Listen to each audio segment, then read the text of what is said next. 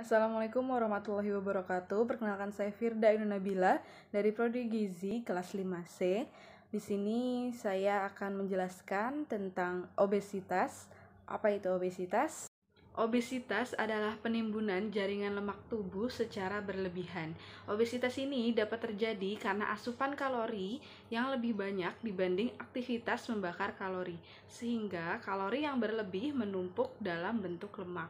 Nah, untuk mengetahui apakah kita mengalami obesitas atau tidak, ada beberapa cara yang dapat dilakukan, yaitu dengan pengukuran antropometri, pengukuran berat badan dan tinggi badan, lalu dihitung IMT-nya, indeks massa tubuhnya, dengan cara berat badan dalam kilogram dibagi tinggi badan dalam meter, lalu dikuadratkan.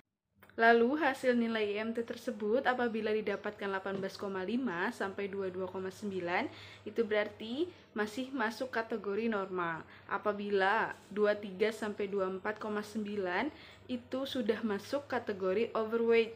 Overweight ini adalah kelebihan berat badan di atas normal, beda dengan obesitas. Baru ketika mencapai 25 sampai 29,9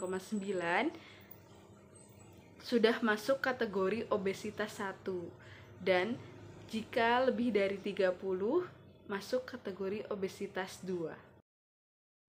Untuk pengukuran anak usia di bawah 2 tahun yang terkena obesitas atau tidak dapat menggunakan BB per TB dengan menggunakan Z-score, yaitu jika diperoleh hasil plus 2 SD sampai dengan plus 3 SD maka sudah dikatakan overweight. Dan jika 3 plus 3 SD atau lebih itu sudah dikatakan obesitas.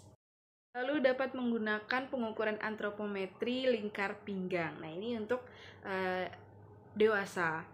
Menurut WHO ASEAN, jika lingkar pinggang laki-laki lebih dari 90 cm atau lebih dari 35 inci itu dapat dikatakan obesitas, dan untuk perempuan lebih dari 80 cm atau 32 inci.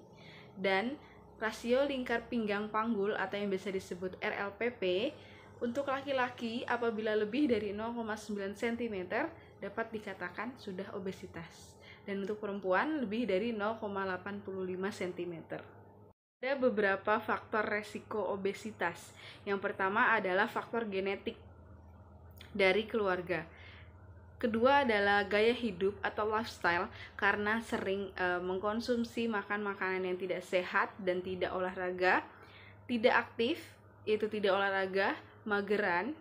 Yang keempat adalah diet tidak sehat, pola makannya sembarangan. Yang kelima adalah masalah medis. Selanjutnya adalah konsumsi obat-obatan. Selanjutnya masalah sosial dan ekonomi. Lalu bisa karena kehamilan dan usia. Ada 2 jenis obesitas yang sering kita temukan. Yang pertama adalah tipe obesitas bentuk PIR, yaitu yang memiliki kegemukan di bagian pinggul, dan tipe obesitas kegemukan bentuk apel, yaitu kegemukannya ada di bagian perut. Ketika kita mengetahui saudara kita ataupun kita sendiri yang sudah memasuki kategori obesitas, maka dilakukan diet obesitas. Tujuan umum diet obesitas ini yang pertama adalah menurunkan berat badan dengan cara menurunkan asupan energi total secara bertahap. Yang kedua adalah mengubah pemilihan makanan menjadi lebih sehat dan dapat memenuhi kebutuhan gizi seimbang. Dan yang ketiga, menurunkan faktor resiko dan mencegah komplikasi penyakit dari obesitas sendiri. Dan yang keempat, mencapai status gizi yang normal. Ada beberapa prinsip dan syarat diet obesitas. Yang pertama adalah penurunan kalori sebesar 500 sampai 1000 kilokalori per hari. Yang kedua, kandungan karbohidratnya dibatasi 50 sampai 55% dari total kebutuhan energi. Nah, jenis karbohidrat yang diasup ini sebaiknya mengandung karbohidrat yang kompleks. Contohnya serealia, kacang-kacangan, biji-bijian, buah dan sayur. Dan lalu asupan proteinnya hanya 15-20% dari total kebutuhan energi. Dan untuk lemak, asupan lemaknya hanya boleh kurang dari sama dengan 30% dari total kebutuhan energi. Lalu perbanyak konsumsi serat 15-25 mg per hari seperti sayuran, buah, rumput laut, dan lain-lain. Dan yang terakhir, konsumsi air yang cukup. Perhitungannya bisa 1 mili per kilokalori atau 30-35 mili per kilogram berat badan. Lalu, jika ditemukan obesitas pada anak-anak, prinsip asuhan gizi pada anak obesitas ini sedikit berbeda dengan orang dewasa. Diet yang diberikan tidak perlu terlalu ketat untuk anak-anak karena anak-anak juga membutuhkan energi yang besar untuk pertumbuhan dan perkembangannya. Lalu, diet yang diberikan harus seimbang, harus sesuai gizi seimbang. Tingkatkan asupan buah dan sayur, tingkatkan aktivitas fisik, perbanyak gerak aktif, dan ajak anak untuk berolahraga.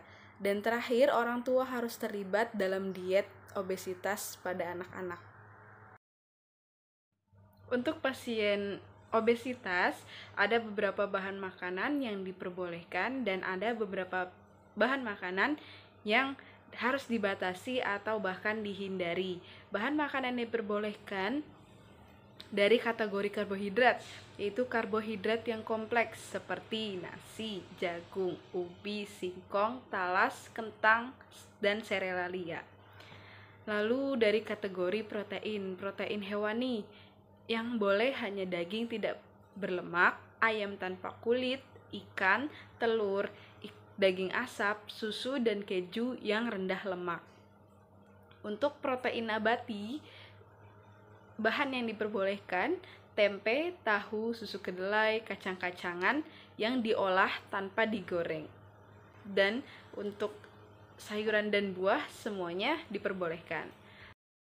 Lalu untuk lemak yang diperbolehkan hanya minyak tak jenuh tunggal atau ganda seperti minyak jagung, minyak canola atau minyak bunga matahari, minyak zaitun, dan minyak kedelai.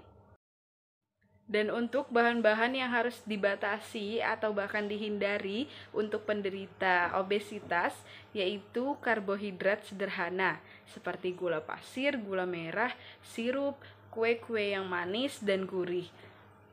Lalu untuk protein hewaninya, yaitu daging berlemak, daging kambing, daging yang diolah dengan santan kental, digoreng, jeroan, susu full cream, dan susu kental manis.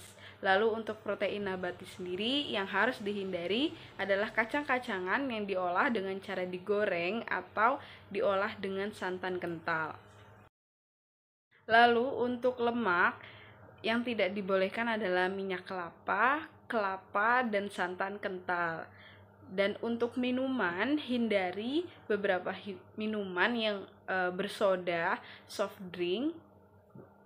Dan untuk sayuran, hindari pengolahan sayur dengan menggunakan santan.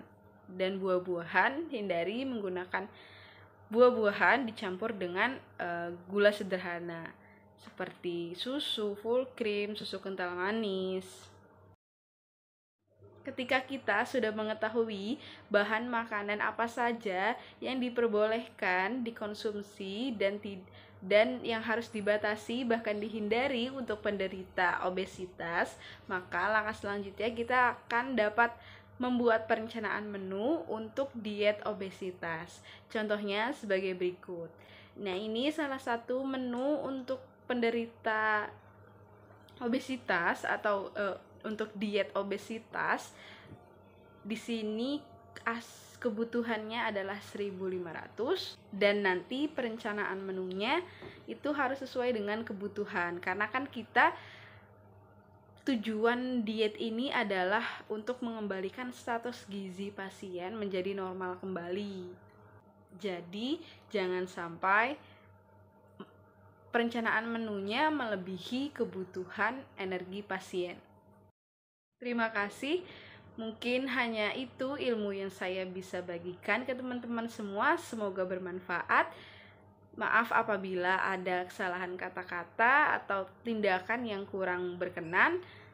Cukup dari saya. Terima kasih. Wassalamualaikum warahmatullahi wabarakatuh.